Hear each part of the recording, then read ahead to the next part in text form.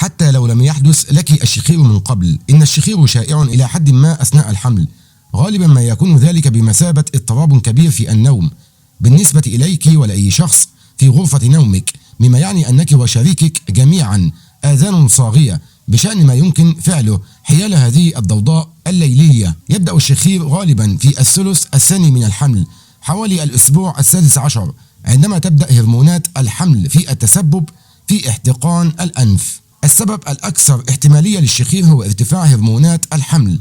تؤدي المستويات المرتفعة من الاستروجين والبروجسترون إلى تضخم الأغشية المخاطية في أنفك.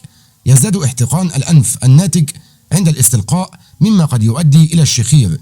قد تكون الزيادة المفرطة في الوزن أثناء الحمل هي السبب أيضا، لأنها تؤدي إلى زيادة الأنسجة حول رأسك وعنقك، مما يؤدي إلى تفاقم الشخير.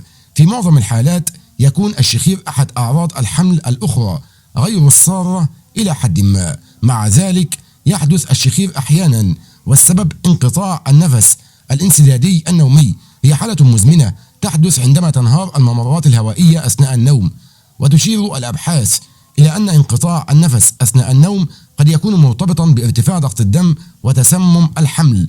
هي حالة تنطوي على الظهور المفاجئ لارتفاع ضغط الدم أثناء الحمل، ويجب التعامل مع مقدمات الارتعاج، هذا لمنعها من التطور إلى تسمم الحمل أو التسبب في مضاعفات أخرى تشمل علامات تسمم الحمل: تورم حاد في الكاحلين واليدين والوجه، وتغيرات في الرؤية، وزيادة مفاجئة في الوزن لا علاقة لها بتناول الطعام.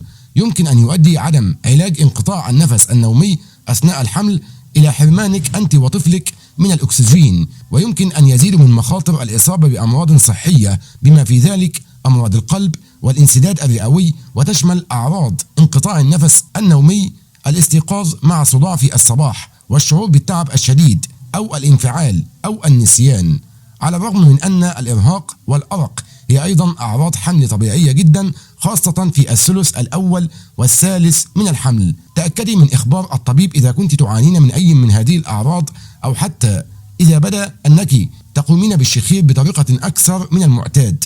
إذا كنت تعانين من توقف في النفس أثناء النوم، فسوف يعمل الطبيب معك لإيجاد خطة صحية وآمنة وللتحكم في الوزن، لأن الوزن هو العامل الأول وراء انقطاع النفس أثناء النوم. هذا لمساعدتك على التنفس بشكل ضغط مجرى الهواء الإيجابي المستمر. قد يوصي أيضا باستخدام جهاز أفضل في الليل. بالنسبة إلى معظم النساء يعد الشخير أثناء الحمل هو مصدر إزعاج أكثر من أي شيء آخر. مع ذلك لا تترددين في طرح الأمر مع الطبيب إذا كان ذلك يمنعك من النوم الجيد في الليل. يمكن أن يرتبط الشخير بسكر الحمل، لذلك تأكدي من إجراء اختبار فحص الجلوكوز بين الأسبوعين 24 و28. كيف يمكنك منع الشخير أثناء الحمل؟ يمكن أن تساعد الخطوات التالية في منع الشخير أثناء الحمل. ضعي شريطا للأنف عند النوم. استخدمي مرطب الهواء الدافئ في غرفة نومك في الليل. حاولي النوم على جانبك الأيسر، هو أفضل وضع للنوم للتداول. قومي بملء وسادتك مع رفع رأسك قليلا ثم نامي. راقبي كمية السعرات الحرارية التي تتناولينها أثناء الحمل، هذا للتأكد من أن الوزن الزائد لا يساهم في الشخير. وابتعدي تماما عن الكحول والتبغ حيث يمكن أن تمنع النوم. يجب أن تتجنبي على أي حال عندما تكونين حامل هذه الأمور.